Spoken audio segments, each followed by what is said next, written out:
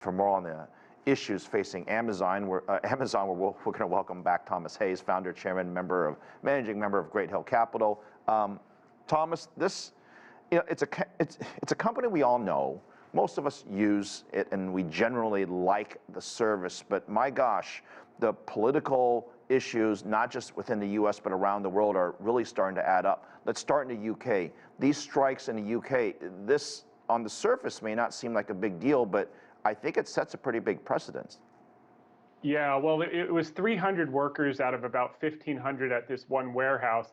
It is very small. They employ about 70,000 people in the UK. The reason it's really on the roadmap is, if you remember last year in Staten Island, New York, they did unionize one warehouse. However, it didn't really get much traction because the next few warehouses that they tried to unionize were unsuccessful. And I think you may see a similar situation. So as you mentioned, they're paying about 13.5 British pounds per hour. The union is requesting 15. I think they'll get there. In the US, they committed to $1 billion in pay increases over the next year, averaging about $19 an hour. So there's probably a little wiggle room in the UK. But from a striker standpoint, it's not the ideal situation to be too aggressive, because if you recall, Amazon overspent and overexpanded with warehouses globally. That's why the stock is down during COVID, because they had such fast growth. And they're actually shutting down some of that excess capacity. So you don't want to be in a warehouse that tries to unionize, because when they're kind of mapping out the ones that they want to shut down first to normalize their costs, they might point in that direction. Right. There has to be a balance, I suppose, in everything. Let's quickly talk about the U.S., because Amazon is cutting down some of the facilities here in the United States. In fact, they announced, I think it was 10 or 11,000 job cuts. And what we're hearing is that this could just be the very beginning in terms of not the word downsizing, but I guess right-sizing for the future. What are you hearing? Yeah, that's exactly it. You know, the hiring was so aggressive. Even the cuts that you've heard across the tech industry are a drop in the bucket relative to the aggressive hiring you saw in 2020, 2021, and 2022. So it's just normalizing this. If you look at the Amazon business, last quarter, AWS grew 27%, and that's really what everyone has their eyes on. After you saw Microsoft this morning, they beat on the cloud services, but the CFO came out and said it's decelerating a bit, it's going to decelerate a bit more. So that's what everyone's going to have their eyes on next week when Amazon reports. You mean basically AWS, the chief competitor to the Microsoft cloud? That's correct, yes. Right, AWS is the core. Yeah, so when you look at the sum of the parts here, the stock is off some 55%, Phil, off of its recent highs. It's trading at about $1 trillion market cap. If you do the sum of the parts with the Amazon Web Services alone, that cloud business is expected to do about $52 billion of EBITDA. You put a 20 multiple on that's worth $1 trillion alone. And then the e-commerce business, you apply 1.25 times gross merchandise value. You basically have a $2 trillion company trading at $1 trillion, and that doesn't even count the growth that's going to come out of the cloud over the next 3 to 5 years. Basically a business growing at low double digits top line for the next 5 years at a 45% gross margin. It's a bargain. You may recall late last year, I think Amazon took out a loan. It was $8 or $10 billion, and then they've got lines of credits around the world with different banks as well. And from personal terms, it's like having a lot of credit cards, just in case you need the money, right? And I'm curious, doesn't Amazon have like a ton of cash just laying around? Why do they need to borrow money? You always want to borrow money when it's available, not when you need it.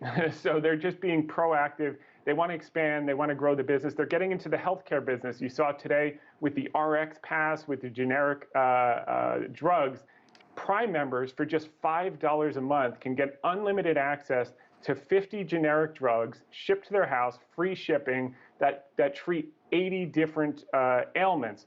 Why is this important? It's important because they want to eventually get into the pharmaceutical business, which is why they bought PillPack, et cetera. So once they get people accustomed to getting their drugs at home, free shipping with this RX Pass that was announced today, they're going to be really taking some share in the pharmacy business as we move forward in the out years. So they want to expand. They take these bets. Some of them work, some of them don't. But this could be a monster new business that no one's even accounting for in their models. This bet that they're making, I mean, $5 a month isn't very much, obviously, and I guess you're saying it's a loss leader to get people kind of addicted to the prescription plans. So I guess they're going to expand their reach. Is this a high margin business? I mean, when you compare it to like a CVS or a Walgreens or any other I don't view it as a high margin business. Maybe I'm wrong. Well, they're getting into all different types. If you recall, they bought, in July, they bought One Medical, which is for $3.9 billion, which is in the primary care business. So it's a holistic approach that they're going after. They have some teledoc services, et cetera. But if you consider the size of the pharmacy business, if you consider the size of the prescription business, globally, if they can control a portion of that, that could be a large new business. And certainly the generics are obviously low margin, which is why they're doing it. But as you get into some of the other name brand scripts, there's some profit margin there, and they can benefit. Let's talk the rest of the year. Everything that I'm hearing is that this is just the beginning of right sizing. The majority of Amazon businesses, with the exception of maybe just a small handful, don't make money. And everything's going to be scrutinized as to if it's not profitable or there's no immediate profitability in the horizon, they're going to reduce and cut costs. For example, flying drones, robots, coming to your house, all this great ideas, but very expensive and yet to bear fruit. What do you think Amazon needs to do? There's more layoffs needed or more time needed to analyze which ones they should keep or which ones they should invest in terms of projects? They'll do a combination. So number one, they're actually going to expand and invest more in the AWS business because that's where all the profits come from. So people that are on that side of the business, there'll be some hiring that happens there. Certainly in fulfillment in areas they'll be hiring. But yeah, some of the bets that aren't working out, they're going to be cut. They need to appease the Wall Street is very on eggshells right now in terms of margins, in terms of growth outlook, et cetera. So many of the tech companies that overhired, they're going to probably cut at least 2/3 of the amount of excess people that they hired in the last 2 years. So net pre-pandemic, they're still going to have meaningfully more people employed than they did before the pandemic. They're just going to shave off a bunch of the excess hiring from the last 2 years. So while the headline looks scary, the net effect is just marginal cuts. The headline is scary. I said 12,000 earlier. The actual number is 18,000 if you're keeping track on the layoffs. Just 2 seconds. You're a buyer of Amazon, correct? Yeah, well, we came on in the low 80s. It's moved up. We'll see what happens after earnings. I hope we get another bite to buy even more if we get a couple points down. But I wouldn't wait too long because, as I said, some of the parts is worth a lot more.